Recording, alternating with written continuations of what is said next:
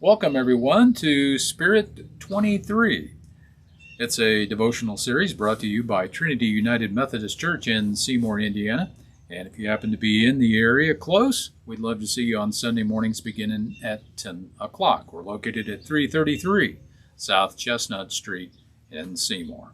My name's Mark. We're on my front porch out in beautiful God's Green Acres, and it's a mostly sunny day, but it is a little chilly outside. But that's okay. It's nice to be here and nice to bring you these devotionals. We're reading from Book 1 of The Chosen, and we're getting close to the end, and there are 4 devotional books of The Chosen. We'll be going through that whole series of devotional books, and so we hope you've enjoyed the ones that have come before and the ones that will come after. Today's devotional is entitled Wellspring. Jesus came to a town in Samaria called Sychar. Jacob's well was there, so Jesus, wearied as he was from his journey, was sitting beside the well. It was about the 6th hour. A woman from Samaria came to draw water. Jesus said to her, "Give me a drink." But she said to him, "How is it that you, a Jew, ask me for a drink, a woman from Samaria? For Jews have no dealings with Samaritans." Jesus answered her, "If you knew the gift of God, and who it is that is saying to you, 'Give me a drink,' you would have asked him, and you would have been giving the living water." John 4:5-10. It was high noon in Samaria, and Jesus was talking to a woman. The moment was remarkable because Jews typically hated Samaritans, the offspring of intermarriage, which Jewish law prohibited. They were a nation of people who were half Jew, half Gentile, and therefore wholly despised. In fact, even though Samaria was located in between when traveling from Judea to Galilee, Jews added days to their journey by walking clear around it, but not Jesus. Also remarkable was the timing, because water was mostly drawn in the morning when the sun was still low. The well was on the outskirts of town, and the work was arduous.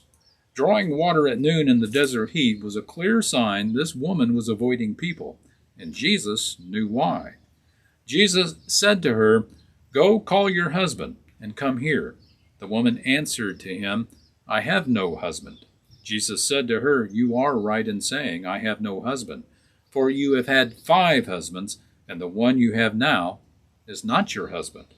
What you have said is true." That's from John 4:16 and 18. Her reputation preceded her probably everywhere she went. She had been used and tossed around, or maybe she was in the habit of tossing men away. Whatever the reason, her life was wrought with scandal and void of friendship.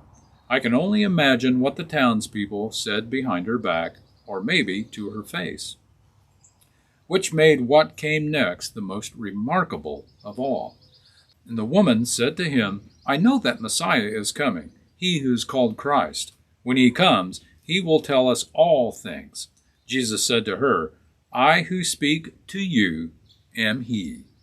These 7 words, spoken to the least likely of humans, changed the course of history. "I who speak to you am he." Until that moment, Jesus had only implied his true identity. The actual words, the announcement of God's arrival on earth, the fulfillment of hundreds of years of messianic prophecy, the Master's plan to restore the whole of creation, were whispered to the one no one wanted. He knew she'd be there. He knew her name, her pain, and her need. She was, in fact, the reason he came, because from the well of Christ's immense and indiscriminating mercy flows his mission to rescue and redeem the lost. "Whoever drinks of the water that I give them will never thirst. Indeed, the water I give them will become in them a spring of water welling up to eternal life." Our prayer focus today asks God to completely rid you of any prejudice toward anyone so that you see them as Christ saw the Samaritan woman. Then ask Him to help you value living water over physical needs. And our three questions today. What kind of statement was Jesus making by choosing to announce Himself to an outcast who was both a Samaritan and a woman? How was Jesus different than every other person she'd come across? How was she expecting to be treated by Him? After she realized Jesus was the Messiah, she spread the word. How can you do the same? Thanks for watching today. We hope it's been a blessing. God's blessing to you on this day.